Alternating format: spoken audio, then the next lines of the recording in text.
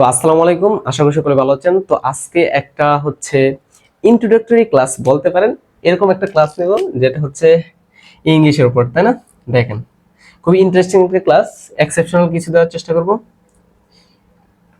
English English তো দেখেন, একটা হচ্ছে ইংলিশ আর একটা হচ্ছে দা ইংলিশ, ঠিক আছে? তো which is difference two word? We all know English is a subject. It is totally wrong concept. English is not a subject. English is a language. We use this language, we can express our thought, emotion with other person. It's true. তো দেখেন, আমরা প্রতিনিয়ত জানি ইংলিশটা হচ্ছে একটা subject, আমাদেরকে সেটাই ইনপুট দেওয়া হয়েছে ছোট থেকে। কিন্তু না, ইংলিশ একটা ভাষা যার মাধ্যমে আমরা আমাদের মনের ভাব প্রকাশ করি অন্যের কাছে, তাই না? তো দেখেন, যদি হচ্ছে শুধু ইংলিশ এরকম হয় তাহলে কিন্তু ভাষাকে বোঝায়, আর যদি দা ইংলিশ হয় তার মানে কি বোঝায়? ইংরেজ জাতিকে বোঝায়, তাই না?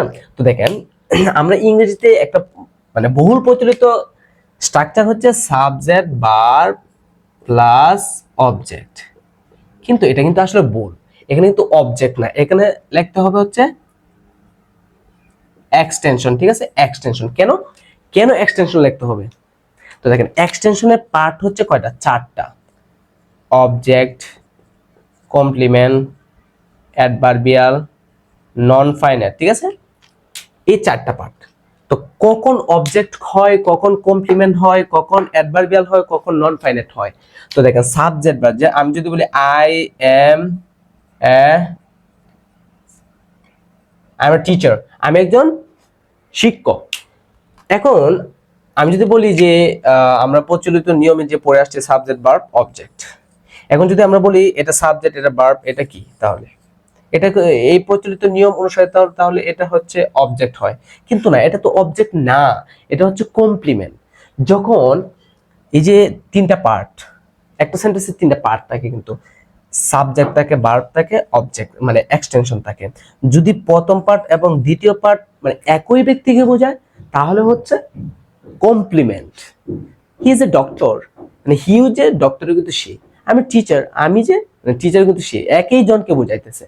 মানে সাবজেক্ট এবং অবজেক্ট মানে এক্সটেনশন যদি একই বোঝায়, মানে প্রথম পার্ট এবং শেষের পার্টটা যদি সেম জিনিসকে বোঝায় তাহলে হচ্ছে কমপ্লিমেন্ট। আবার যদি বলি যে আই আইট রাইস, দেখেন আই ইট রাইস, এখানে আই এবং রাইস কি সেম? না। আই ইট রাইস, আমি ভাত খাই, এখানে আই এবং রাইস কিন্তু সেম না, দুইটা ডিফারেন্স জিনিস, তাই না? এখানে কিন্তু I M a teacher, he is a doctor, এরকম।